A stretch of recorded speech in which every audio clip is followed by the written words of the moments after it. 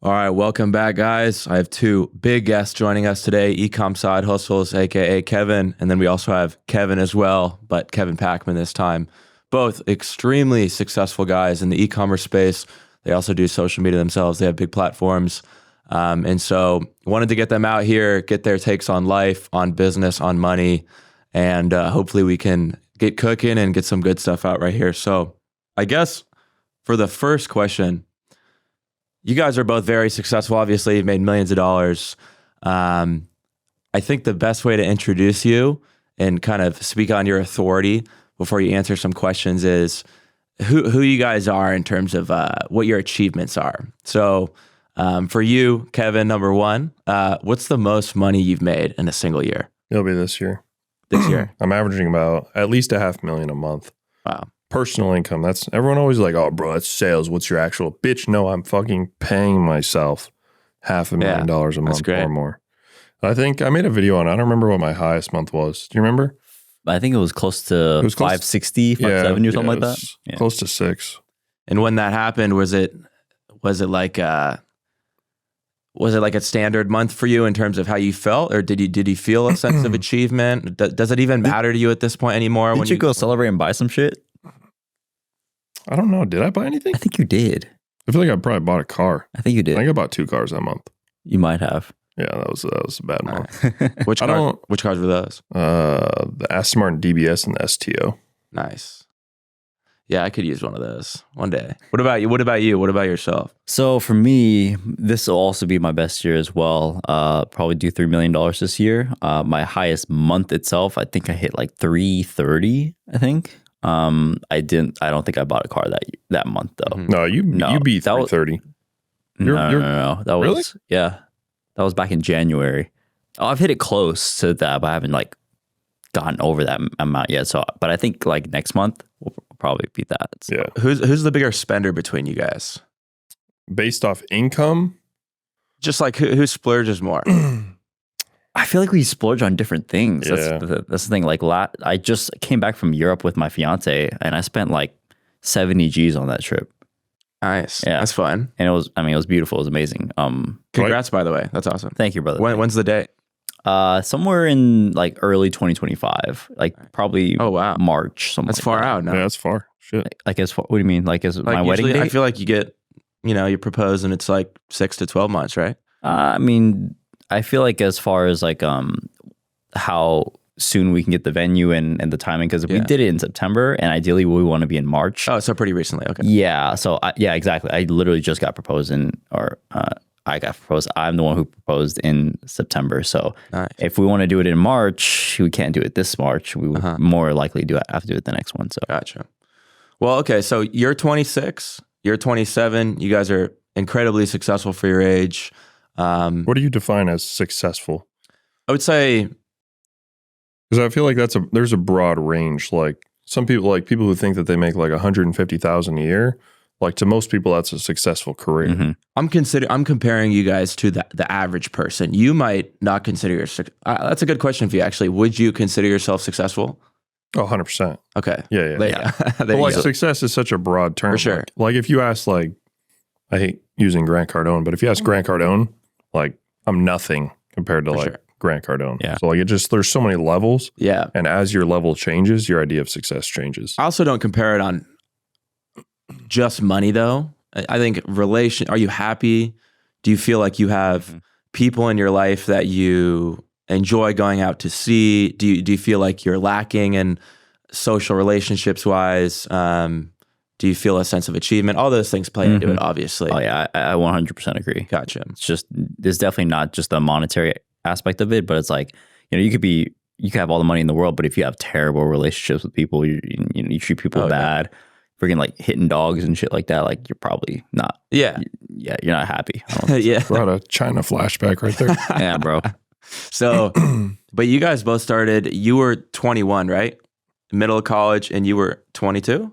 I think I was like, when between you got 21, into the world of 22, e-commerce? 21, 22. Because we started almost the same time. Yeah. So if you started ages. 21, it might have been 22 for me then. Yeah. Gotcha. So it's been about 5-6 years for both of you.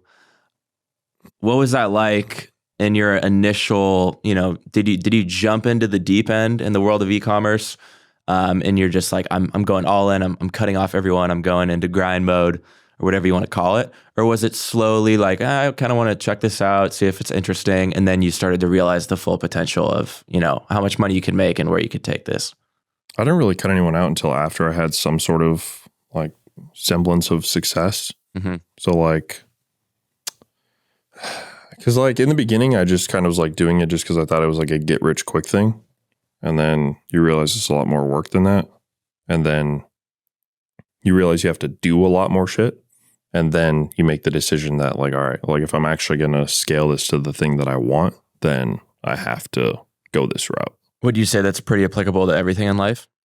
For the most part, yeah. I mean, it's pretty hard to be, the guy who goes out all the time, is friends with everybody, and does all those things and is successful. It's pretty rare that those people are the same type of person. You got to decide your priorities. Yeah. And I mean, at the same time, you still have to work a job to be able to supplement that business anyways. And I don't think it was, I don't think either of us really like immediately had to cut people off, just because like that transition process of like, working a regular job into starting a successful business on your own, I feel like usually it's a long period of time. Like, personally for me, it took me a couple of years to get to that point, So it's like you still have, for me, I had to still work a while like doing the side hustle at the same time.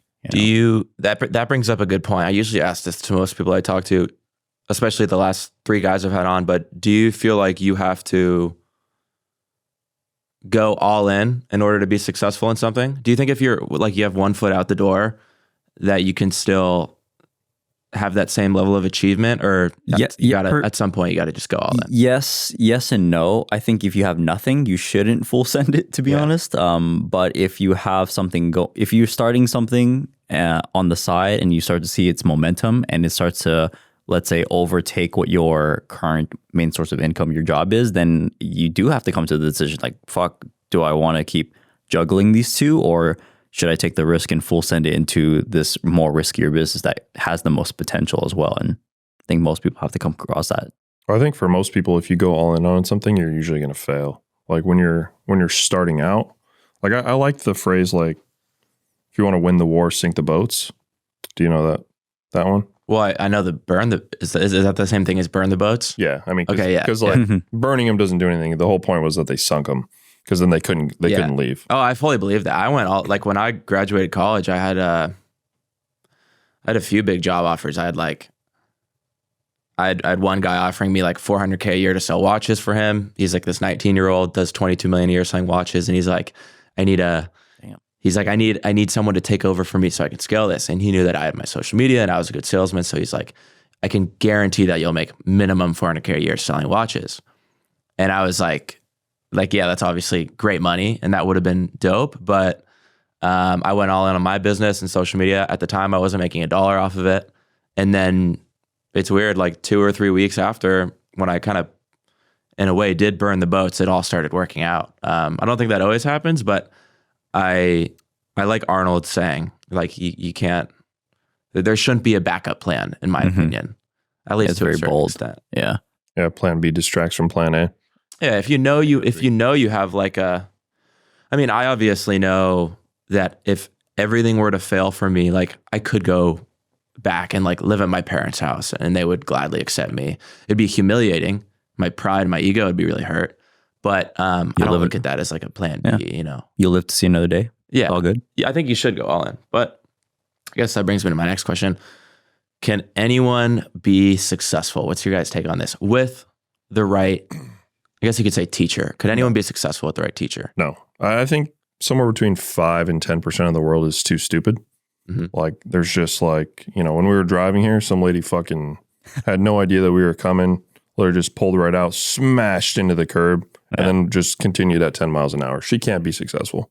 It's just not possible, right? Like there's just, I think it was Andrew Tate that said that, like somewhere between 5 and 10% of the world population, just it's impossible for them because they're too dumb. Yeah. And a lot of people are just bots. Yeah. They just kind of mindlessly scroll. Yeah. Yeah. I would say realistically 85% of the US population could be successful if they wanted to? Yeah, I think it comes down to a lot of just like traits, like character traits play a huge role into like what's the main one? I think people lack a lot of perseverance. Like they don't know how to like take shit and like take L's, take fails, and then learn from them and continue going even after that. Like we failed fucking 3 products before one took off, and people would have quit even after the first one, or they wouldn't have even started at all, you know? And that's, I think, is a big difference between people who do really well and people who don't. What about habits? Do you guys think habits play a role in success at all? I know I've heard that many times from people, but We'll define habit. do you think that giving yourself certain habits can lead to success in terms of whether like what? Like going to the gym? Whether a habit would be waking up at the same time every morning, or a habit of. I think routine helps. Yeah. But I don't think you need a routine to be successful. Like so many people are like, you have to wake up at 4:30 and then I journal. think that's bullshit. Yeah. Yeah, it's fucking. I wake up whenever the fuck I want. Yeah. As long as you're so many people think like, oh, just because I woke up early and I journaled, I'm going to be successful. They didn't do anything towards the actual goal. Mm-hmm. Like you could wake up at fucking noon and then work for 4 hours on your business. You just did substantially more than the person who woke up super early and fucking journaled. Well, yeah, manifesting or whatever. Yeah, that's a bunch of shit. It comes down to a lot more about your productivity level, if anything else. You know, your habits don't really need to be a certain way. I just think maybe some things transition over better than others. Like, you know, we talk about this a lot, but like people who usually go to the gym and consistently work out like that typically can carry over those traits into business and do better than most other people. But yeah, we don't believe in the whole fucking waking up at 4 a.m. I think it instills delayed gratification. Yeah. I think that's one of the things that's hard for people. That's true. Yeah. Well, I don't know your guys' perspective on this, but I've met a lot of people who are successful, and their same mindset on building a business or whatever their field is the same as everything else in life. Like in terms of like manners, how you treat people, even something as simple as like cheating on your girlfriend, right? I know people who have like cheated on their girlfriend. I look at that as like a character flaw, and I see that as a business flaw as 100%. Well. I typically think like if you take extreme pride in this area of your life, you take pride in every area of your life. You know what I mean? I don't really see people who like have found a lot of success in business wise or whatever hustle they're doing, and they made a lot of money, and then they're like a loser in every other part of their life. It's usually they're very well rounded. That's why I brought up the whole habit thing. How you do one thing is how you do everything. Exactly. That's the best way to say it. I would agree with that. Yeah, it's hard to, I mean, some people are like, I mean, we've met rich people that are like still shitbags that we wouldn't do business with, but you know. Like, say some names, bro. Come on, call them out. Oh, hell no. Not up in here. But it's unfortunate. I think it catches up with you. I think it's choosing a business partner in a lot of ways is like choosing a partner in your relationship, you know, your girlfriend or boyfriend. Like there are red flags early on. Do you have a business? Do you have a business partner in your Yeah, so brand? I'm actually partnered with my cousin. Oh, okay, cool. And my cousin, we're very similar. He's my age. I think the most important reason why I wanted to partner with him was like trust. Mm-hmm. You know, I know, and I would pick someone I trust over someone who's a little less capable than someone who I never know what their next move is going to be. I know for a fact that my cousin would, he has my interest in mind always whenever he makes a decision, you know? And that's because we're boys, we're pretty much the same age, grew up together. So, and it's just a lot of fun, like choosing someone you can build with and not have any shady sense at all. But I think the majority of friends who become business partners usually fall out. Fully agree. Yeah. Like we were business partners before we were friends. Yeah. That's interesting you say that, actually. I've heard that a lot. People end up becoming really close with their business partners if it works out. Whereas like you said, on the opposite side, if you partner with your friend because you're like, oh, I love this guy, let's start a business together, but one of you guys has nothing to contribute, then it's probably not going to end very well.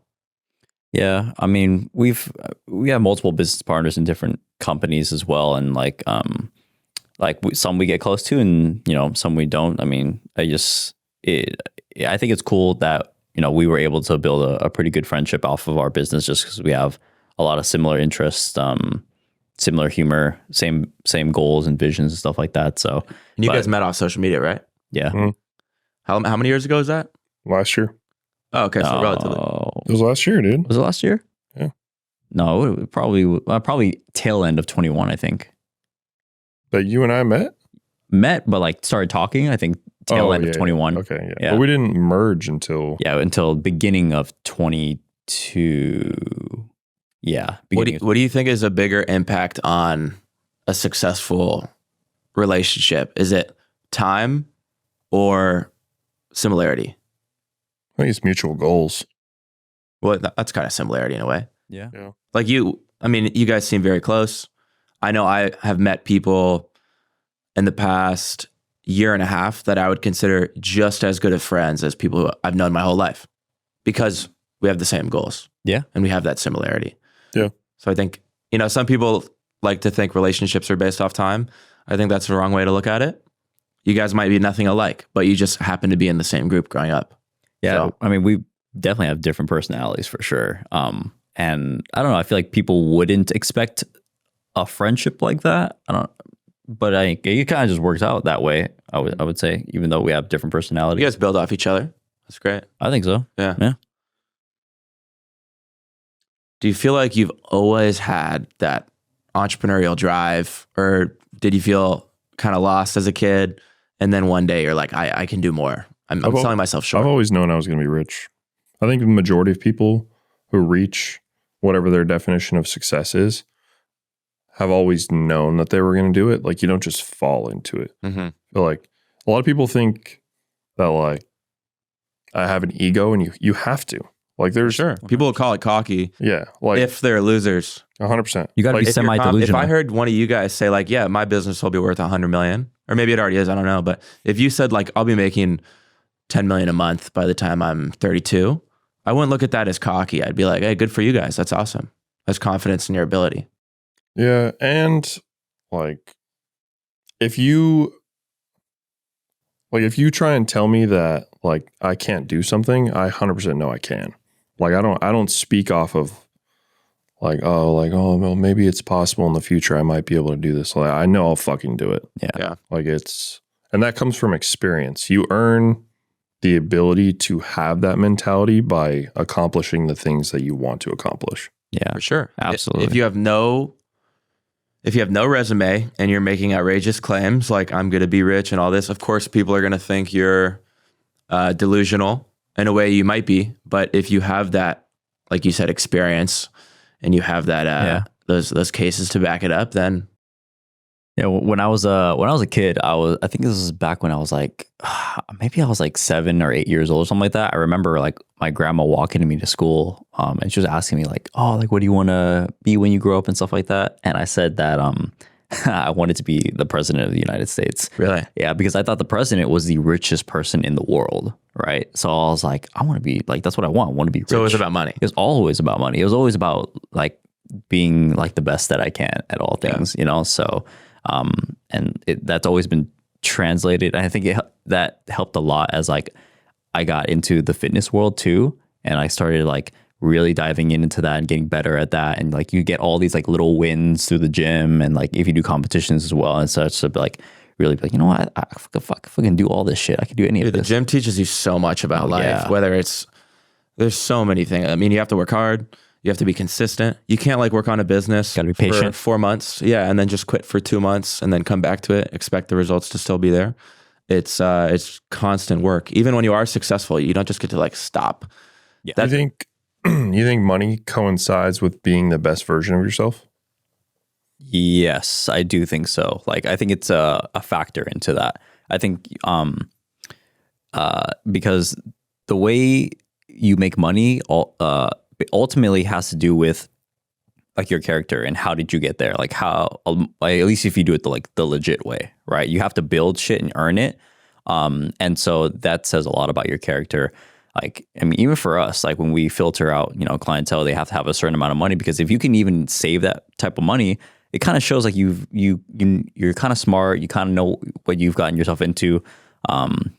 And like, you know how to save money and make money, essentially, right? I think it just shows the amount of character that you have, and that's one aspect of your life already. Mm-hmm. Well, that brings up a question I've really been wanting to ask you guys. I was asked this the other day, and I think I made a video about it, but what do you think is one thing, like one belief that you hold to be true that everybody else would surely disagree with? I'll let you go first. So I don't think that you know anything about the world until you make $100,000 a month. I'll probably die on that hill. I think everything in your head changes your opinion of people, the world. Once you reach that $100,000 mark, every single belief that you had previously, or it might even be $50,000 a month, like everything that you previously thought about the world changes. Value of time, money, people. Is that resources. Like escaping the rat race type thing? Yeah. You'd say? That's what it feels like. Yeah. Like you're on the outside now looking, that's a good way to look at it. You can't see what the world looks like until you're up in space. And that's kind of like you're elevating yourself. So now you have that higher perspective. Yeah. And it's hard to describe until you get there, but there's like a certain, like, oh, how do you know you love your girlfriend? Like you don't really, like, there's not like one day where it's just like, okay, now I do, or whatever. That's kind of how it is for this scenario too. There's not like one day, like right when you hit that point where you're like, yeah, okay, yeah, now I get it. But there is a certain point in the pursuit of that, like after you've hit it, where you're like, fuck, man, everything that I've ever been taught, everything about the entire world is so much different. Mm-hmm. Well, it's interesting you just used that analogy, because it'd be like if a normal guy said like, I love my girlfriend to death, I would never, fuck around. But then in the same way of like getting a lot of money, what if you had the ability to go with any girl you wanted? What if like the hottest girls in the world were knocking on your door? It'll really show you, like, do you actually still love your girlfriend? It is kind of like that. Now you can. Someone said that I think it was Bradley, you know who that is? Bradley. Oh, I like that guy. Yeah, it's cool. So he said he always has a cigar. Yeah. Yeah, cool. He said it's easy to like be faithful when you don't have other options. When you're a loser. Yeah. Yeah. So I mean, it makes sense. Like if bitches aren't knocking on your door trying to hop on your cock, like it doesn't really matter. Yeah, Dude. Honestly, that's one thing I've been struggling with myself, because, I'm young compared to you guys, but I would have no problem like settling down right now. I mean, I went to college. I went to like huge party school. I had my fun.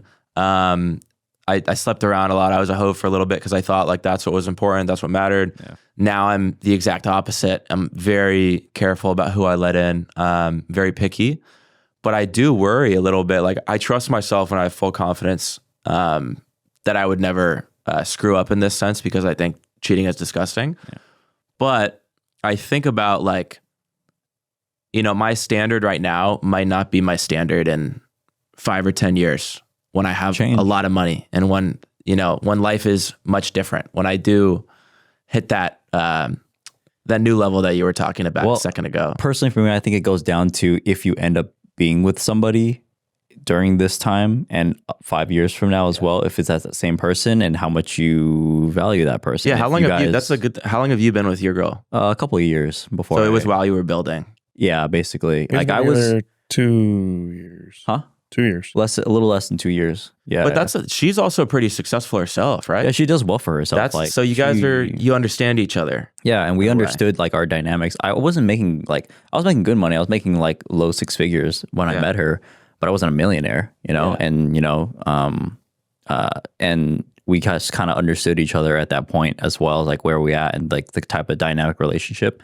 And ultimately my values of what I wanted in a partner, I saw it all in her, and nice. Like she knows how to talk with me. She knows how to understand me. We don't really fight, and if we do fight, we resolve it very, very well. And it's like all these problem solving things, and the support kind of made sense. It's kind of like, like I literally don't need to look at anything else or want anything else. Like I'm very happy with where I'm at now. I can only imagine how much how relieving. Not to say that it's like easy at all. Like that's a whole nother challenge that you have to deal with every single day. But I can only imagine like how relieving that is to that's one of the most important parts of life. You could say it is the most important part of life. Ultimately, I think that's why a lot of guys want to like get rich and be successful. So they have find options. a partner. Yeah. Exactly. Ultimately, to find a partner. So if you can find that person early on, I can only imagine like how much that adds to your ability to grow. I mean, it feels like it's low distraction, right? You're not like busy chasing tail or anything like that. I mean, he's been with his lady for like the longest time too. Yeah. How long have you guys been together for? I think 6 years. Wow. Yeah. I think in December, it'll be 6 years. So pretty similar to when you first started business? Yeah, when we started dating, I was making $16 an hour. Wow. Hey, good for you, man. That's great. Build together. It's a long time, dude. That is time to my relationship, bro. My longest relationship has been like 6 months. So oh shit, maybe I could learn something, honestly. But so how's your guys' perspective changed in terms of indulging as you've gotten more successful? Do you feel now that you have everything you could want, in a sense, or most of what you could want, do you not want as much? Or for most people, your income's always going to, like, as your income goes up, how much you spend is going to go up too. Mm-hmm. That's pretty standard. I'm the type of person to where I like to spend money on things that if something went bad, I could get out of them. Like, this watch was 125 grand. I saw that. That's sick. Yeah. So like if I needed to, I could sell this in 24 hours, like easily. Yeah. Right. And get like at least 110, 115. Mm-hmm. So like, I wouldn't say this brings me enjoyment, but it's like same thing with my cars. Like, I have 2.5 million in cars now. So like I could sell all of those and get all that money because I paid the majority of them cash. So like I could get all that money back really quickly if I needed to within 24 hours. But like he goes on, you buy cars too, but like you go on like really expensive trips and shit too. Yeah. So I have priceless memories on my hands. Great. I think that's an investment in itself. I do think so too, because it's kind of like, you only have this one life to live, and it's kind of like at the end of the day, there's more to your life than where you're at in your little pocket. And I think like travel is a great thing. He's traveled a lot too. So I think that in itself, putting money into experiences is something I would like to indulge in. Oh, conveniences. I think we're very big on convenience as well. Chef now. Holy shit. Oh, you guys have a chef? I do. He has a chef. I mean, we have like maids and shit like that. Nice. Like, but like anything convenience wise, I will indulge on. Like I will do mostly almost anything for convenience and to make my life and Michelle's life easier. Like we have a full-time assistant too. Assistant's game changing. Oh, holy shit. Our executive assistant is one of the best hires that we've made for sure. It was funny when we were hiring for that because we put out an Indeed post, right? And like I never like to pay people low. So like I think we put the salary range between like 50 and 75 grand or something like that. And so we interviewed, or we got 250 applications in like 24 hours. And then we set up like 12 interviews. I think like 6 people showed up, maybe. I think less than that, bro. And of those, like one of them that was decent, she like messaged us after and was like, I don't feel comfortable working for you guys because of how young we were. Mm-hmm. And then Ashley was the first. What does that mean? Yeah. A lot of people wouldn't want to work for like kids, like an ego thing or what? I mean, they're like 50 years old. How old is your assistant right now? She's probably in her almost 40, I think. Yeah. Like late 30s, crazy. That early must be 40s. A weird feeling. She loves us. She literally texted us today and said like it's National Boss Day or whatever. Yeah, and she just sent us hearts and stuff like that. Like she loves working with us. And it was like it was funny when we were going through this. Like we had all types of applicants, like super young. They were mostly female, like super young chicks, older chicks as well. But I feel like girls are more trustworthy for a job like that. They're usually more organized. Yeah. That was a big thing. Like it had to be for sure. It had to be female because they're way more organized than males. Bro, we asked them like 5 questions. Yeah, literally, that was it. Yeah, I feel like you could just tell if someone's a good person or not. Yeah. Do I trust this person having that responsibility? But she's been really great.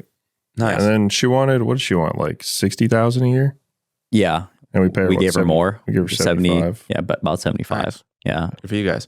That kind of plays into what you were saying earlier with how your perspective changes on time. I know you mentioned that. it's like the whole, how much would you have to pay someone to mow your lawn versus how much do you make an hour? You're wasting. That's what so many people don't understand is what you make. You have to think about that in terms of how much something would cost for you to do it yourself. Like, you said the private chef. I eat out for every single meal. I don't think I've cooked. I've been in my house here in Austin for a month and a half now. I haven't cooked a single meal. And I'm not like rich or anything yet, but I make decent money. But still, for me to go to the grocery store and buy the groceries and cook and clean up, and I'd have to do all that work to make a mediocre meal because I suck at cooking. Then I'd have to clean up everything. That's a lot of time. If I make, if you make over $30 to $40 an hour, like you're kind of wasting money, honestly. That's what I think so many people look at. I've never used the stove in my house. I've lived there since end of March. I've never once turned the knob one time.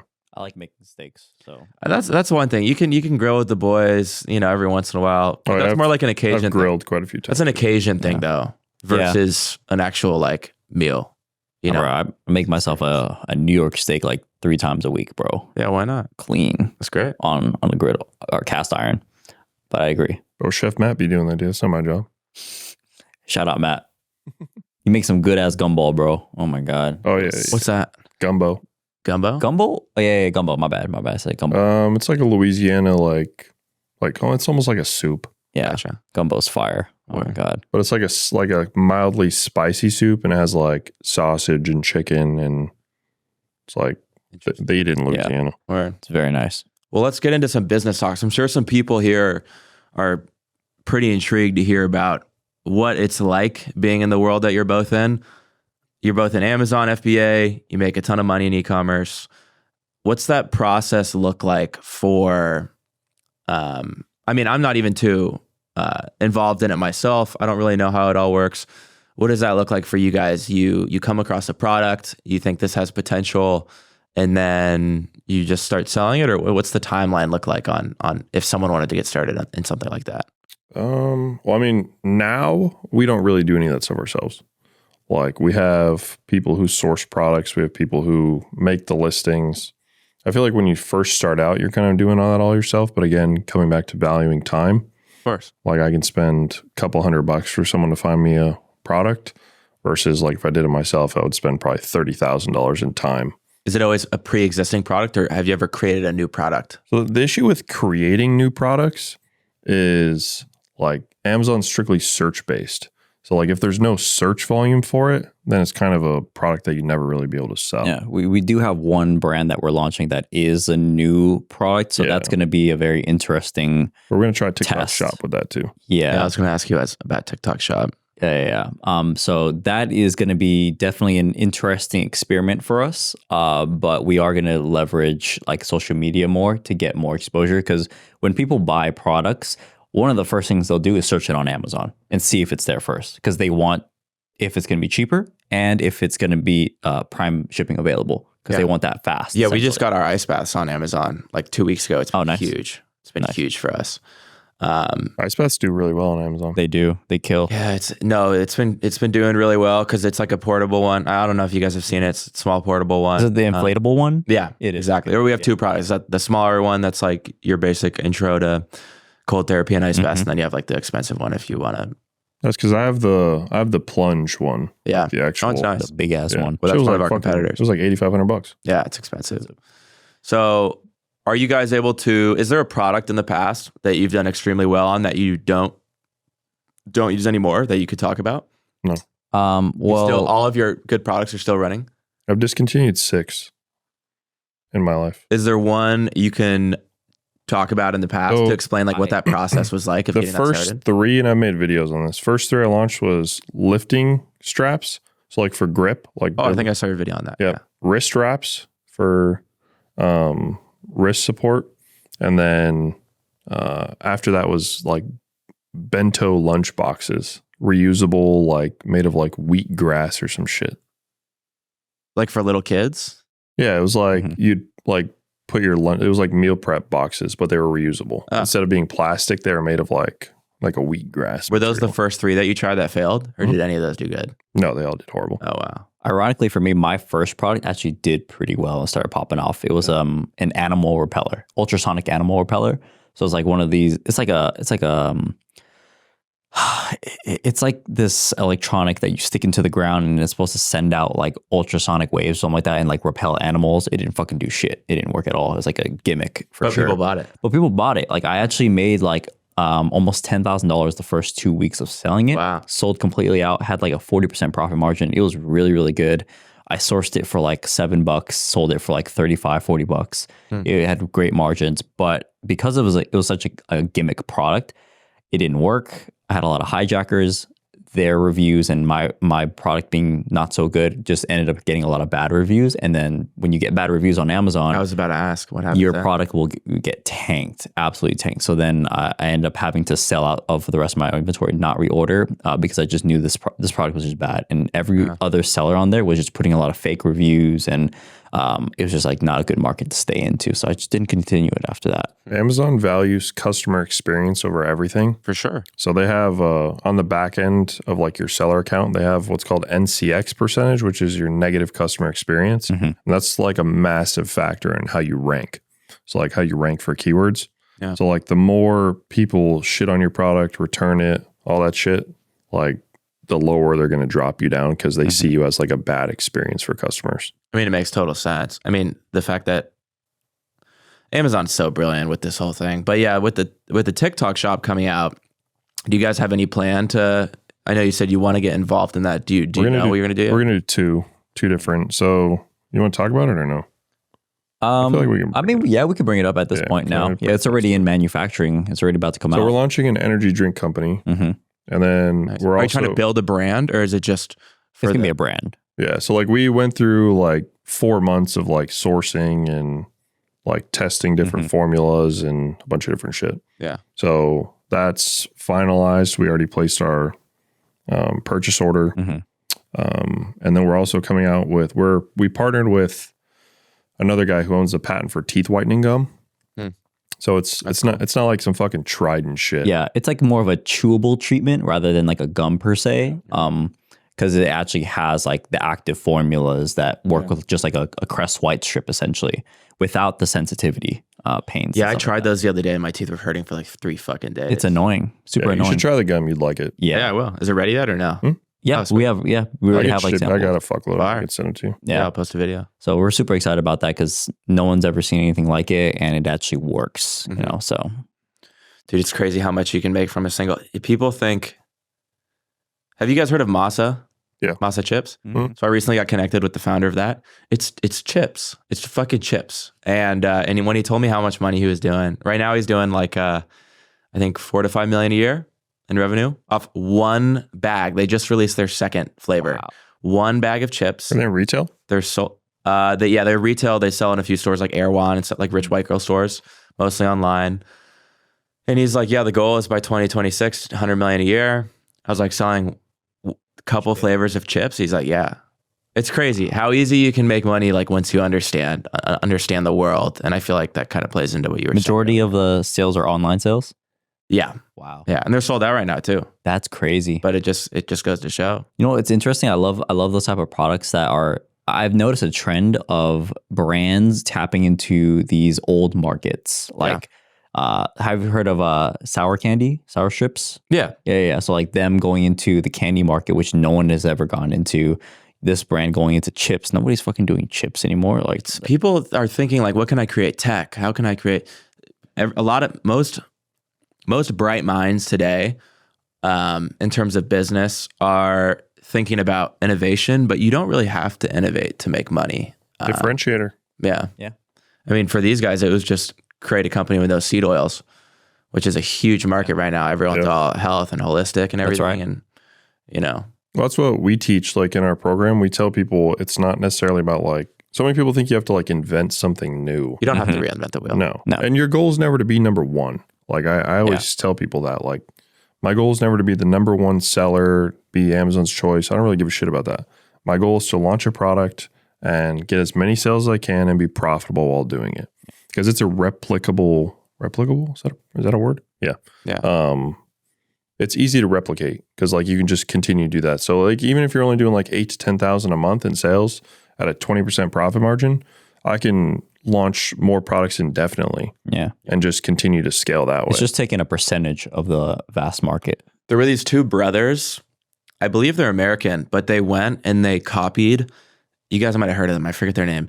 They copied exactly all of the biggest brands in the US in foreign countries and foreign markets. So like they built Uber over in Russia. Then they built Airbnb over in East Europe. Wow. And they've now exited and had acquired like 6 different businesses. They're worth close to $1 billion combined, copying exactly what's going on over here in the US, just in a different country. And it's because like your business might be 5% as big as Uber, but still a $1 billion business. Yeah. Well, you know what I mean? That's what we're doing right now. Mm-hmm. Our software, that's our entire goal is just to piss them off because they'll have to buy it. They won't have a choice.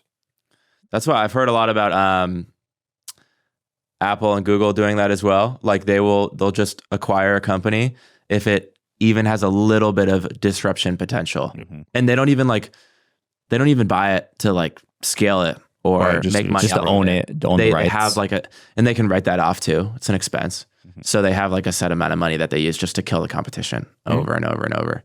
It's interesting. Do you guys think that companies at that monster level can be taken down? Like, because in the past, let me give you an example. Like in the past, you have a company like Dell or Yahoo, and they're just these monsters in the tech world, and you think like they can't be. I think if you don't adapt to the way that the world changes, then yes. Yeah, because I think the biggest example of that ever recently happening was Amazon beating Walmart, basically. Yeah. Yeah, because Walmart's been a killer for God knows. That was like the largest chain of like stores like ever. There's one within 15 minutes of the average person in the United States. Yeah. Like that's been the top dog in retail for the longest time. And then here comes Amazon, a bookstore basically, and coming out and adapting to what people wanted. And then they took over. So I do think it's possible, but it is rare for sure. Like Amazon's over half of all retail, or Amazon is over half of all online purchases in the US. I mean, they solve a huge problem, and that's I've met so many people in my life, like especially like fucking girls in college and shit, that will hate on a guy like Jeff Bezos or a guy like Elon Musk. I'm like, you guys buy their stuff every single day. You hate on him. You say like no one should have that much money. You buy their stuff every single day.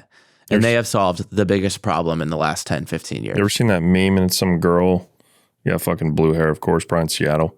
And she's typing on her computer. And on the back, there's like a bunch of stickers, fuck capitalism, and like all that type of shit. She's on a fucking Apple computer, and then she has her phone in her hand. Like, you fucking idiot. Yeah. Are you guys afraid of getting canceled at all? I know you guys really have you guys have no filter. You just kind of are who you are. And I mean, the only thing you could cancel is our program. Like no one knows any of my other companies, and I do that on purpose, just for like a safety net in case like anything ever did happen. And I also just don't want anyone like fucking with that stuff. And like I talked to Danny Duncan about that. Me and Danny are pretty good friends. And like I helped him start numerous Amazon products because he wants stuff that's not attached to him at all. Really? So he's a pretty intelligent guy? Yeah. Really? Danny is very turned down on like what you see on YouTube. Usually people like fake it for that.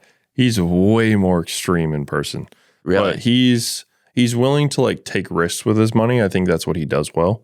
Like he'll spend to make. And also he'll like connect with people who are better in that field. Like he DM'd me like at the beginning of the year. I know you guys know some pretty big people in the social media space. Has that all come from social media? Like I know you said Dan Bilzerian, Joey Swoll. I met them all before social media. How did that happen? I feel like it's pretty hard to get access to those kind of people if you don't have some sort of leverage yourself. I DM'd Joey on Snapchat, actually. And I said, hey. Like you followed his official Snapchat account? Yeah. And he responded? He responds to everybody. You can message him. Oh, shit. Respond. That's wild. Same thing with DMs. He reads his DMs too. But so I messaged him because he owns a company called Taste. And it was like all those sauces. I don't know if you ever saw that he posted about that. It was years ago. But he was running some ads for it. And so I literally screenshotted it, sent it, and I said, hey, bro, these ads look like shit. Try running these instead. And I literally had my creative guy remake his ads and sent him and said, switch out these creatives, guarantee you it does better. They switched it out, it did better. He's like, all right, fuck, bro. And so you provided value before you asked for a single thing. Yeah. Yeah. And then we went to the gym, and then we just started talking. And then I'm not going to talk about which of his companies that I started, but there's been multiple that we've worked on together. Gotcha. Well, that's okay. So that's something I want to bring up here because I think this is really valuable to a lot of people that don't understand this concept yet. I know you guys understand it very well. Whether you're working for someone or trying to get someone to buy your product or trying to convince someone to work with you, you need to provide value before you get paid. That's what so many people get wrong. Like they think my salary needs to be increased before I work more. That's not going to happen. I remember I had this, so one of my mentors, really successful guy in commercial real estate, and he had this cleaning lady, and I was talking to his son about the cleaning lady. She had been working for them for 15 years. So since the son was like a little kid, he's now a grown-ass person. Mm-hmm. She had been working for them for 15 years, and she's been getting paid the same amount the entire time. Like he's increased her pay with inflation, but like dramatic jumps, right? Yeah, it's very similar. And at first I was like, that's so fucked. Like I actually thought it was like kind of wrong. I was like, you have this person working for you for that long and you're not paying them more. They've like grown up with your kids essentially. They're essentially like part of your family. Mm-hmm. And I realized one day I get it. Cause I would notice like cobwebs in the corner of the house. And I would notice shit wasn't clean that well. And I asked my mentor, I was like, hey, why don't you pay her more? Just out of curiosity. Mm-hmm. And I kind of thought he would have been like offended by me asking that. But he goes, because she doesn't clean well. And it's true. Like a lot of people will be like, I need to get paid more before I work harder. Yeah. That's not how it works. If you genuinely are like, I'm going to work as hard as possible and I'm going to ask my boss or I'm going to ask, my partner how I can do a better job, the money will come. So many people DM me and they'll be like, hey, like I can do this for you. Like if you give me this, or I can connect you with this person in exchange for this. Right. Or let me work for you for free or something like that. It's like, bro, I don't have anything for you. Like not enough people utilize the connections thing. And that's something I think I did really well before social media is like, I would always intro people regardless of if they asked. Like even now I do it. Like one of my friends is opening a gym in Dallas, and he already has a couple successful ones. He's opening another one, and he was talking to me about how like he needed more like influencer people for the grand opening. Yeah. So I just texted 3 people, and I was like, all right, bro, I got you these 3. They'll be here. See, that's the thing is why would you not, if you can help someone out? It takes you a couple seconds. Mm-hmm. It's a little bit of work. It could be a huge help to someone, and it does make its way around. I think so too. There was this guy that reached out to me when I first started Squid Hoss. You guys know Hoobie? Sounds familiar. It's like Linktree. It's like the new Linktree kind of. So he was like their 3rd employee, I guess. And he's like, yo, I love your content. I'm connected with a ton of big influencers and athletes. Like, I'm happy to get you their addresses so you could send them free stuff. And I don't know if you guys saw, unfortunately, Dylan Danis just got smoked. But bro, he was wearing... Everyone knew that was coming, dude. Yeah, of course. Obviously. He didn't train a fucking ounce. Yeah, I mean, obviously. But he was wearing Squid Hoss, like... And a lot of Instagram posts, and people were hitting me up like, how'd you get a hold of this guy? That's crazy. Normally he charges $15,000 for a sponsored post, and he would do it for us for free because he liked Squid Hoss. And this guy, Dan, connected me with him and all these other big athletes, NFL players, basketball players, TikTokers, just to help me. And then a couple of weeks ago, I got this opportunity to like connect OnlyFans models with this AI chatbot to make them more money. And I just threw the opportunity his way, and he'll make thousands and thousands off of that. And I'm doing that because he helped me out. I think most people, if you throw them a bone, like they have this need to reciprocate, They're just being like a giving person. Exactly. Yeah.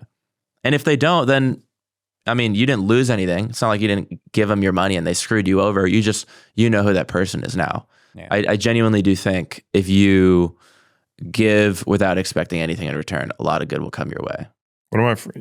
The OnlyFans world, like for business, is one of the funniest fucking industries for me. Mainly because, so like I have a few friends from Miami who like are like managers for that shit. They probably make bank, huh? Oh, fucking retarded money. But I was at dinner with two of them once, and like he like had his phone out and he was like scrolling through just like nudes on his phone. And I was like, bro, what the fuck are you doing? And he's like, oh, I got to respond to this guy, bro. He's asking for a pic right now. So he's like, they literally like respond like, oh yeah, like that's people actually think that they're talking to the girls, bro. Like they're fucking, that's hilarious, bro. Yeah. Like you're literally talking to some fucking dude, most likely in Indonesia or some shit. That's a VA. Bro, you're a loser if you pay for that stuff, honestly. Yeah. I mean, what do you guys think? Obviously the guys who pay for it are losers, and it's sad that there's a lot of people out there like this. But what do you think of the girls themselves? The girls themselves doing them? Yeah. Are they entrepreneurs? No. Do they? I mean, do they deserve any sort of credit? I think if you're gonna get your bag, whatever. Yeah. I am not okay with that, but at the end of the day, it's your life. You do whatever you want. Yeah. I don't like look down on them for doing that. Like, I don't look up to them. I don't know if you call them entrepreneurs. No, fuck. I don't know if that's the right word. I mean, a lot of them like make more money than I do posting fucking bikini pics. Yeah. Like that's fucking crazy. Yeah. I mean, it's more like just open sex work if anything else. Like, well, like if I was a chick, like Corinna is a good example. Corinna Koff or whatever, whatever her name is. Yeah. Like she like was making like, she made $2 million in 48 hours. Like it's hard to like imagine not doing that for that type of money. Like she's top 1% though, for sure. Bro, she's top 0.0001%. Yeah. I think she was the highest earner for a while. Not anymore, but I mean, I guess you just have to decide like what is most important to you. I think she's one of the people that can actually get away with it and not be scrutinized. Exactly. That's the perfect word for it. Yeah. I was trying to think of what to call it. Your typical girl that does OnlyFans. Yeah. That's it's looked at as like shameful, but she was kind of like the one that made it big. And so if anything, she's kind of looked at as like a pioneer in sell your photos for money world, you know? And now she's making a ton of money and she's famous as fuck, but she's also known for other things though. You know what I mean? She's known for David Dobrik, dude. Yeah. Yeah. Famous. Yeah. Okay. This is a question I've been wanting to ask you guys.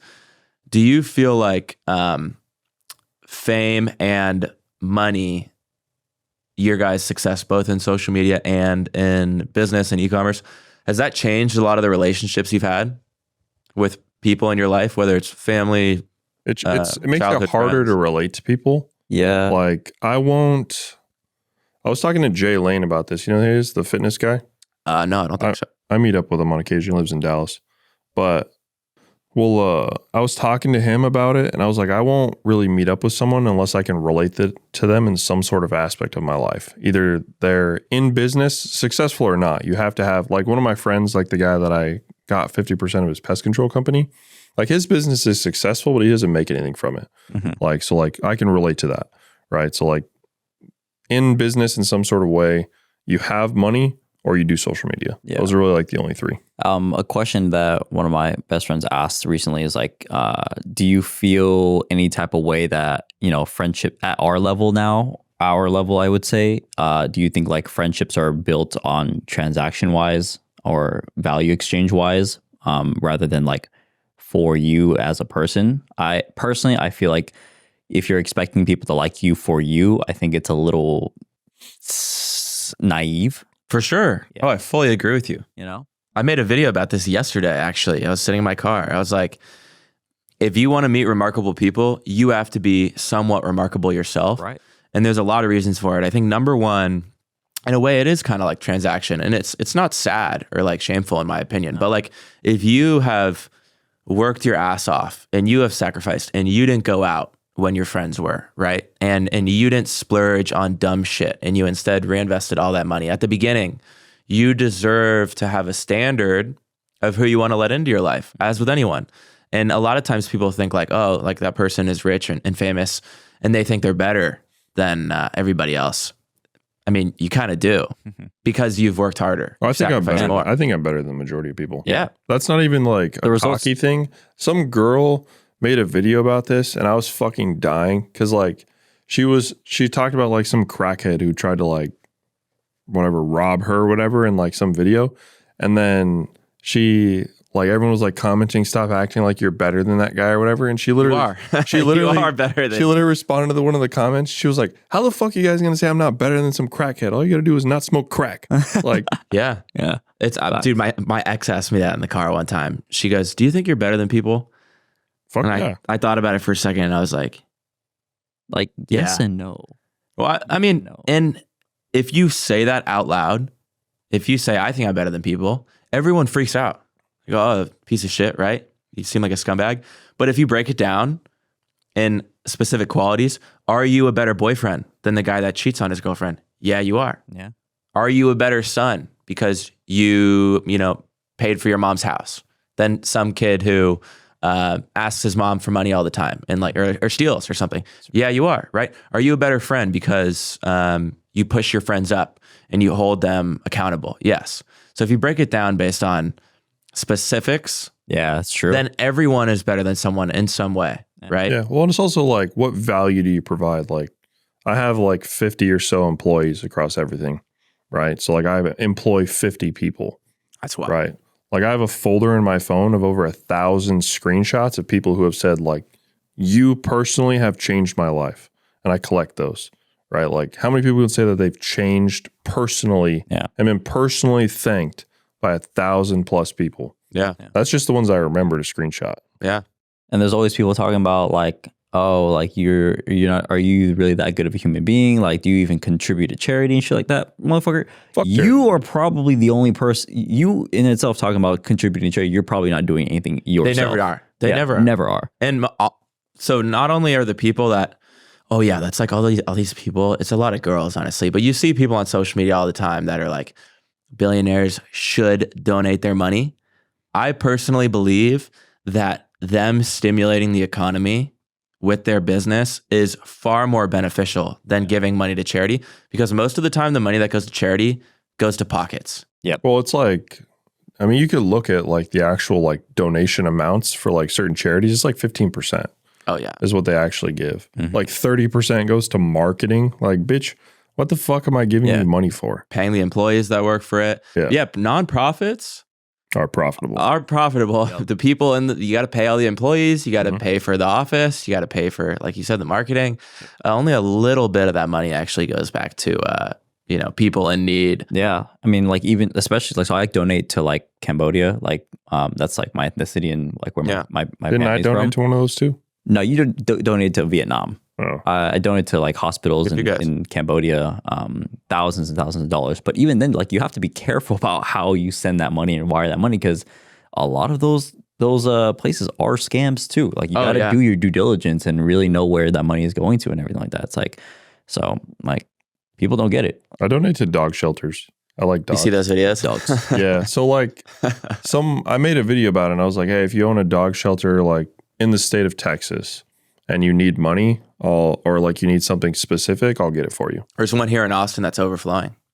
Yeah, they're all overflowing, bro. Yeah. But like someone reached out to me and like, hey, our truck just broke. This is our charity. Like it's gonna be like $800 to get it fixed. So I sent them like $4,000 or whatever. Nice. Like that's the stuff that I like to do. So what do you think about those people out there who contribute absolutely zero in any way to society or to these foundations that say stuff like rich people should donate? I consider them peasants. Yeah. Like the way that I look at like my comment section, and people probably take this the wrong way. I'm the king.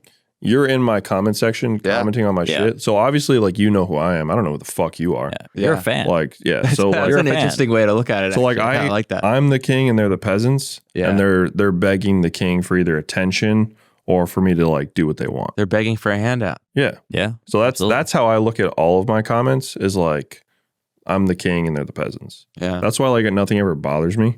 Like I don't get an emotional reaction. That's why it's so easy for me to respond like in like good ways on social media, is just because I don't I don't value anyone's opinion. Yeah, that's good. I think that comes with experience. I know me personally, like, well, let me ask you a question actually. So I don't give a fuck if anyone says anything in my comments. I'm completely numb to it. It's like there's a shell around me. And if someone were to insult me or say like your business is retarded, it's not going to succeed, it would be as if those words were floating and they bounced off. But at the same time, I also think I've gotten a little numb to the appreciative comments. I see. I know what you're talking about. You can't segment out. So like if you value the compliments, you have to value the negativity. Yeah. You can't choose one or the other. Yeah. So that's why I like anytime someone compliments me, it makes me physically uncomfortable. Dude, that's interesting you say that. I feel the same way. You're like, oh yeah. Like I was on a person. Call. Yeah, dude. Yeah. Or even like on calls, people are like, bro, this program fucking changed my life. I'm like, sweet. Like I just don't know how to react. And I've always been like that. Compliments just make me really uncomfortable. You almost like don't want them because you don't need them. I hate compliments. It's because you don't need them. I don't need it at all. And it pisses my girlfriend off. But same thing with negativity. Like if people like talk shit, I'm like, I do not care. Yeah. Yeah. I try like to I like I'm kind of like a loyalist in a way. Like if you fucked with me and you know you've been supportive, I like to make sure I reciprocate back in some way. And so more lately, I've been trying to be more actively aware about the people who are like supportive and saying maybe they're complimenting or they're saying like, hey, congrats or whatever. Like I'm trying to be more actively aware to give my time to those people rather than the people who do comment negative things. Because usually if people are commenting negative things, I just troll back. Yeah, I troll back and call. Bro, and you don't block people enough. I block everybody. I don't block, dude. I don't block anybody. If someone goes like whenever like my detailer does like Insta or TikTok lives, dude, so many people will be like, bro, Ecom, please unblock me, please unblock me. Hundreds of them. Yeah, and they'll say them to him too. Like, why did Ecom block me? If you say anything, that's like, it's my platform. I don't give anyone like But the negative comments, kind of like what we were talking about, it might have been at dinner this morning. The negative comments contribute. The negative comments make your video do better. The way that I look at it is like, it depends on what they're saying.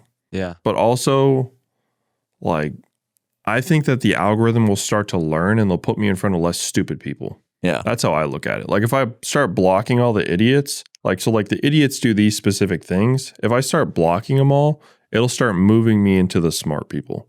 That's how I look at it. I'm not going to lie. I'm kind of petty. So I'll say my last word in and then block them. And then, all right. Or I'll make a video response to them and block them just so like everyone thinks that they tried to delete their comment or whatever. Yeah. Bro, I've done that too. That's so funny. I've done that too. I don't block anyone. Damn. I block, my block list is probably close to 5,000. Damn. I say you're right. Like someone will comment some shit. I'm trying to think of an example. Someone will be like, why the fuck does anybody listen to this kid? Oh, and I'll be like, I don't know either. I'll like respond and be like, I don't know either. Right. Or someone will say like, your shorts are terrible quality. Something that's just not true because they've never even bought them. Yeah. And I'll be like, you're right. But I don't really care when people go after me. It's like when they go after like my girlfriend or my family or whatever. If anybody says that's anything, when it annoys me. Yeah. You take that risk, honestly, when you go into social media. Oh, yeah. And it doesn't faze me at all, bro. Like people can like talk shit on me all they want. Like it doesn't, I just don't care. Yeah. But like my family didn't go into social media, right? So like you don't. What did your guys' family and peers think when you did go in? Because you both, did you start social media? First question before the second one. Did you start social media while you already had a decent level of success? Yeah, my first video ever was me showing that I did 8 figures in sales. Oh, that's right. You told me that. Yeah, for me, I got into it like right after I started seeing success. I've always been in the social media space because of fitness. Yeah. So I've like people have literally seen me straight from like when I was making, like $16 an hour as a personal trainer all the way up to the point where like I'm at now. Like they've seen the entire lineup of that. So I've always been in the social media space just because I've always been very transparent. But like I haven't gotten as much exposure until like I really started talking about numbers. Well, what was that like when you first started posting? Even like back in the fitness content days, did did people talk shit? Did 100%. Yeah, what was I like? I love hearing other people's perspectives because I got dogged when I first started. I used to carry around like one of these like big cameras, DSLR cameras with a tripod and vlog myself all the time like that, bro. And people, bro, you were one of those fucking goofies. Fuck yeah, I was a vlogger like that, bro. But the good like that I did that for so long, and obviously didn't get anywhere. But people were talking shit left and right, like giving me weird looks. I was in that phase, but it helped a lot. I mean, dude, it does help you build. Going back to that shell that you build of not caring what people think. I think the best way to build that is to fully kind of put yourself out there. Exactly. Yeah. Well, I think you should care what people think. You should care what people think, and you should also try to impress people.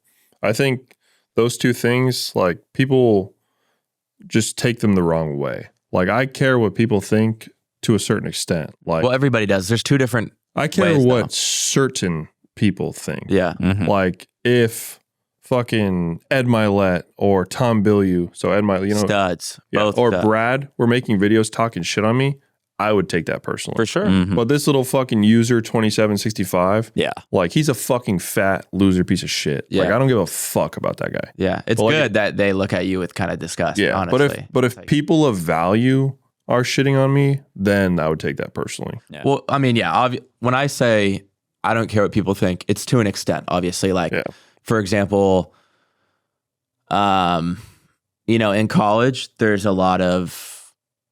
So I was president of my fraternity in college, right?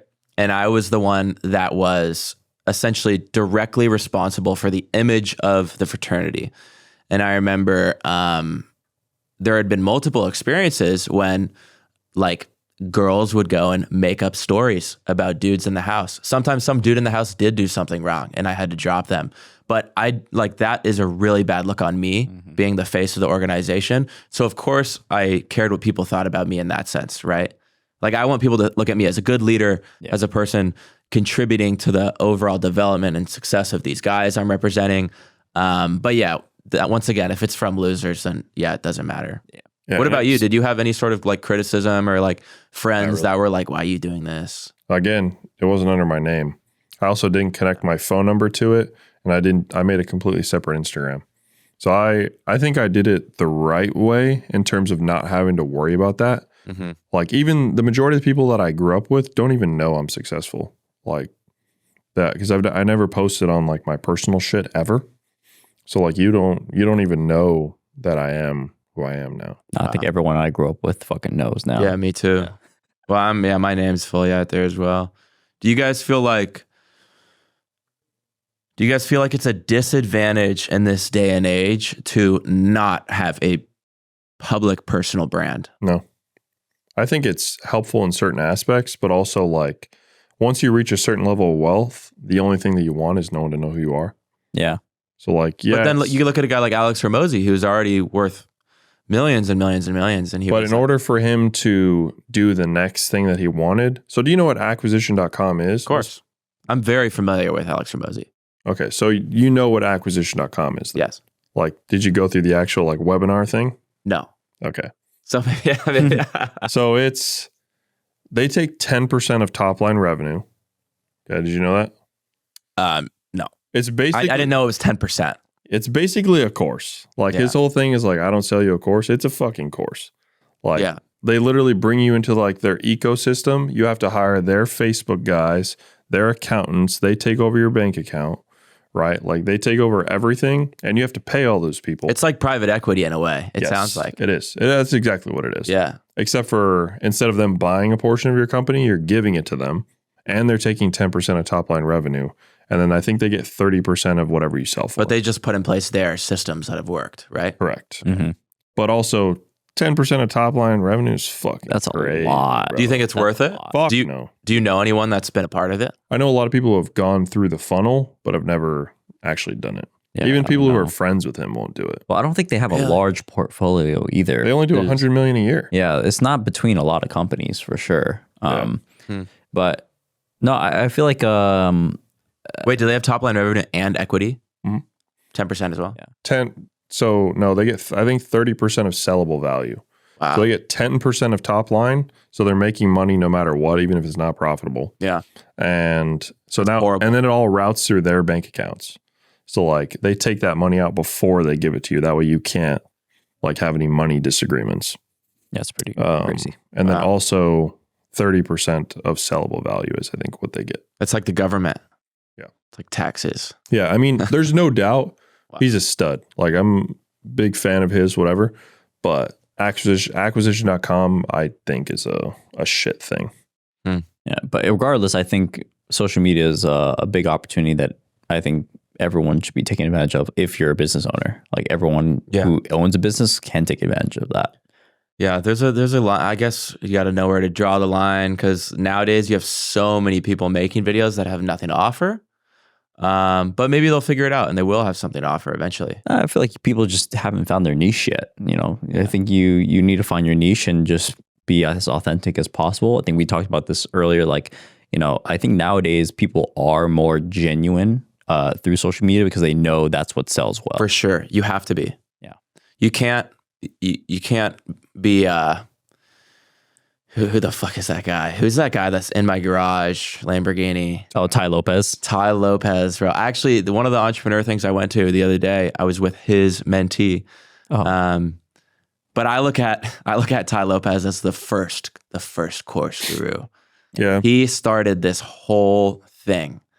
And it was genius, but it was a scam. I remember I looked up that house. He was showing like, I just bought this house, having a nice housewarming party. He rented it. Mm-hmm. That doesn't mean the dude's not very intelligent, very good at what he does. Same thing with Grant Cardone. He's a marketing expert. Yeah, but I think it's a little fraudulent. Yeah, but you know, for sure. Well, I mean, he's been doing it for almost 10 years now. He started 2014. Yeah. So to never have any FTC or any of that shit, he's never had any issues with that. So to some extent, he's still doing things perfectly legal. Yeah. Which at the end of the day, I think is what matters. Mm-hmm. Like everyone lies to a certain extent. It's just a matter of like, if you still fulfill on the things that you're saying. Like, I don't like, to me, saying that he rented versus bought, I don't really give a fuck. Either way, you got to pay the fucking amount. Like it's going to cost money either way. Yeah. I know we're running a little bit out of time here, but I made a video last night. I said, hey, anyone throw your comments in, questions you want me to ask these guys. Once again, obviously you guys are very well established, young, successful. You kind of have the life that so many people my age, people younger, people older envy and want to get there, and they have no idea how. What do you think is the first step? Start. You have to identify what you want to do. Yeah. Okay. So like you can't just say like, you know, you have to narrow it down to a specific business that you want to do. Yep. I think that's the first thing. And it should be something that you believe in, something you think will last, and something that you think will make money. Yeah. We were just talking to the valet kid that's at our hotel. And I'm very big on this. And it's basically pick your lane and master that lane. You know, you don't need to have fucking 50 different things you got to be doing at the same time. Pick your lane. It doesn't have to be what we do. Pick what you want to do. If you believe in it, if it makes money, if it's there's a future in it, go all in on it and like master it essentially. And I think that you should start a business to make money more than you should start a business based on like things that you enjoy. Passions. Like people think that they have to start passion projects and shit. Like if you just want to do it for the passion of it, that's one thing. But for the most part, you have to have something that makes money, because if we're just eating shit on it, like it's going to fail regardless. Yeah. So like you have to have something that makes money, and then you can use that money to do your passion shit. And I think people don't understand that like you start to grow passions for these things as well. You might not have been passionate about it before, but like you start to grow off of the things that you do make money on. You're like, actually, you know what? I actually love this. Yeah, you become like your good buddy with his door company or right. whatever, who makes $150 million a year. Or garage, what was it? Garage doors, something like that. They do mainly roofing and like gates and shit. It's interesting you guys say that though, because I actually started with the opposite mindset. I started with, I want to start a business I'm passionate about, and I'm going to figure out how to make it profitable. And I actually agree with you guys. I think for my next business down the line, once this current one is at a place where the system is built and running to where I can step away a little bit as, you know, a leader figure, and kind of like what you guys have right now. You have all your employees. You don't need to be involved in like the, you know, day-to-day operations. Like when I started mine, I was packing every single order. Once I have the ability to step away a little bit, I am going to go into my next business with the mindset of what can I get the most profit out of the, you know, with the most leverage, whatever. So I agree on that, but I started mine out of just passion. Yeah, that's awesome. And I think I can make it successful. I have a big plan for it. I have big visions. But I love it. I love what I do. Do you guys love what you do? Yeah. Fucking love it every day. Part, yeah. Yeah. I mean, eventually, I mean, there's always things that go wrong, especially the bigger you get, the more people you have, the more things will consistently go wrong. I feel like nowadays we're all just about like putting out fires, meetings, decisions, putting out fires. That's really it. But more money, more problems. Yeah. I think people tend to think that life gets easier. That's the biggest, I think that's a huge fallacy. People think life gets easier as you get more money, right? And that's why they want money, because they want an easy life. Certain things get easier. yeah. But I wouldn't even say certain things get easier. I would say you just get smarter. Yeah. You you get can more also- experience. You get stronger. You also don't have to do a lot of things that you don't like to do. Yeah. Like, I can hire someone to fucking take my trash cans down for me if I want. But is that really that hard? That's what Like what's hard is figuring out a strategy to turn something worthless into something valuable. Mm-hmm. You know? So I think, I don't know. Yeah, I just think a lot of people have this idea of like wanting to start a business or be successful and make money and be rich because they think that like they want to chill by the pool in Hawaii. Well, everyone Like, always thinks that they're after happiness. I fucking hate it when people are, I just want to be happy. Shut the fuck up. You don't, nobody, like, that doesn't mean anything. Yeah. Like, what does that mean? Like, hey, you want to be happy? What does that entail? Mm-hmm. Oh, I just want to, you know, be content with my life. Like, you're saying that because you think that you're supposed to say that. Yeah. Like, nobody actually just wants to be happy. Like men are designed to go out and like conquer shit, build shit, like struggle. It's the struggle and overcoming the struggle that makes you happy. Yeah. Or creates fulfillment. Like, that's why like people who win the lottery, yeah, you'll be happy for a little bit and then you're just probably gonna fucking hate your life because you didn't do anything for it. Yeah. Most people are miserable after. Yeah, it's creating the fulfillment out of yourself. You know, like you feel after getting to our levels, like all the things we achieve builds our confidence in who we are and what we're capable of. And if everything shit hit the fan, we could fucking build that shit right back up. Yeah. That's a great point. So many people, when I was starting, I'm sure the same thing happened to you guys. They like to think and they like to ask the question, well, what are you going to do if this fails? I'll start another one. You're not starting from zero. You know, you have now more connections, more experience, more wisdom. You can start even faster, even better, right? You're starting from, 10 feet ahead of the start line. Well, people always say like, oh, well, you could lose everything. And like, yeah, maybe, if Airbnb. You could get fired from your job. Yeah. If Airbnb died, Amazon went to shit, and all my other fucking businesses went to zero on the same day, then yeah, probably could happen. But also, if that happened, there's going to be some other shit going on for sure in the world. Yeah. What do you think of the term like starting a business is risky? Oh, yeah, it is. But doing nothing is risky too. Yeah. I mean, you can either, being poor is hard, being rich is hard. Pick your fucking hard. Like, what do you want to be? You know? That's very true. I've been a poor man, been a rich man. I'm going to fucking be rich every single time. For sure. Well, I'm curious what you guys think of this. So you know that question I asked at the beginning about what do you hold true that everyone else would disagree with? Yes. My perspective on life right now, this is like my motto that I live by, is I won't have whatever I want until I deserve it. I won't be happy until I deserve it. I won't have the money until I deserve it. I won't have that beautiful wife and family that I want, that car, that house, until I deserve it. I don't think I deserve those things yet. I've been Deserve or earn? I think it's kind of the same thing. Yeah, it falls in like kind of the same line. I think I told someone that and they're like, don't you think that's kind of depressing? But And at what point do you think you deserve it? Is it monetary or is it just specific goals? I mean, in terms of like, it's not measurable, but I like to live my life. Then how do you know when you hit it? When I get it. It's a weird way of thinking, but it makes me really happy because I'm essentially telling myself like, those things that I really want, I obviously want, like I see your guys' watches you guys have on right now. I think that's so fucking sick. I see your guys' cars that you post. I think that's so fucking sick. And I'm like, I don't deserve those things yet. I haven't worked hard enough. I haven't done enough. But at the same time, like you've done enough to where like you probably should buy something. And because I feel like we talked about this yesterday, like, you know, it's cool to make money. It's cool to build shit. But at the same point, you guys still have to live. Like there's no point in making money if you're not going to do something with it. That's why like, and this is very common with Jews. Like Jews love to make money and they're fucking good at making money. They never spend shit. Like it's true. But I'm not sitting on cash right now. And I'm also kind of thinking about how much I'm going to have to pay in tax at the end of the year. But you don't have to pay that till October of next year, dude. Who gives a shit? Yeah, I guess I could file an extension. Are you Jewish, by the way? No. Oh. Well, actually, technically, yeah, kind of. Oh, okay. I didn't even know that. Yeah. Like, same with me. Ish of a Jew. 50% of my family was Jewish, 50% was German. Was it dad's side? My dad's German. Oh. Well, yeah, technically you are then, if your mom is. Yeah. My dad is. I consider myself Jewish. I wear the chain and everything.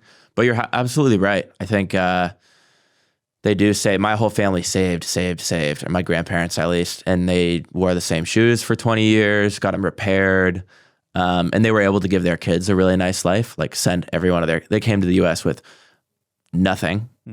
Right before World War II, their parents were freaking out, so they sent them over here, and it was like my grandpa and his little sister. I think they were like 17 and 13, didn't have a cent, worked their whole life, never bought themselves anything nice, never went on a vacation. And they did that so that they could send all of their 6 kids to college, and then they each bought them a house right after they graduated college. Oh, wow. But they never had a single ounce of like how do you feel towards money as far as using it for other people, like the people that you love? I thought about this the other day. I would love to go and buy a watch like that, but I genuinely think I would have way more pleasure if I had like some like gorgeous girlfriend that I absolutely adored, and I scored a big deal one day, and I made, let's say I had like a huge massive day somehow, and I made like 150 grand. I could go to the store on the way home and buy that nice watch. I think I would actually get more fulfillment out of like saying, dude, my girlfriend's fucking sick, man. I'm gonna go buy her a nice watch and walk home and give it to her. I feel like that's something I'd be so proud of. You be a fucking G and you get both. Well, yeah, could do both. I would get both, both. obviously. I would get both, obviously. And I'll probably end up buying myself a nice watch before I buy my future. Yeah, but you're thinking about like the person that you think is worth it, and you know what that means by making them happy as well. I agree with that. Yeah, I mean, obviously I want to get those things myself. I want to buy the car. Because like for me, before I bought like my first supercar, I bought my mom a car first. I bought her a Porsche Cayenne, and I was like, let me do this first. Yeah, you must feel like the man when you do that. Bro, like what was that feeling like?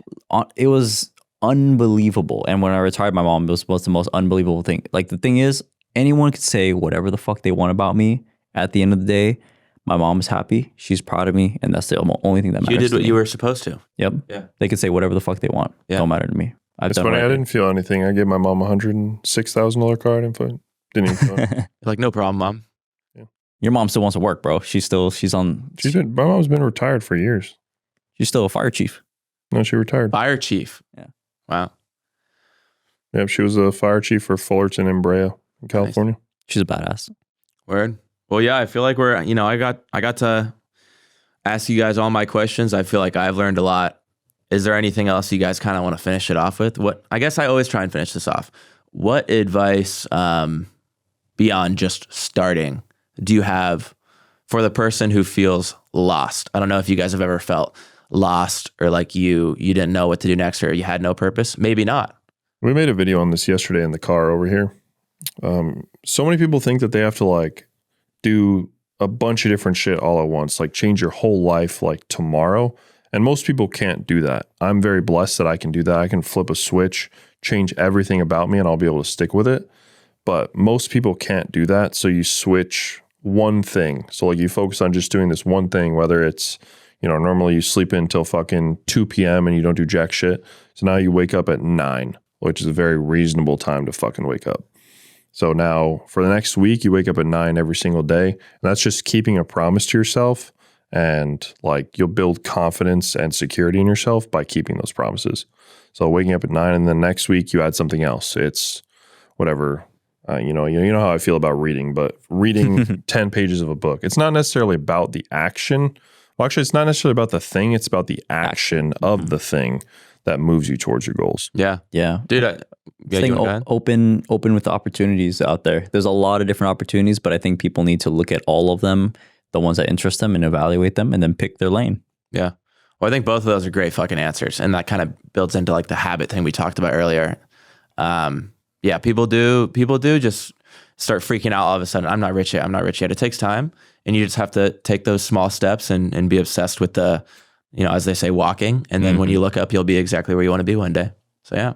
Well, I guess that we'll finish it off with that. Thank you guys so much for joining us. My man. Ecom Side Hustles. Thanks so much. Kevin, thank you both for joining me today. And I think this was our best episode yet. Peace, guys.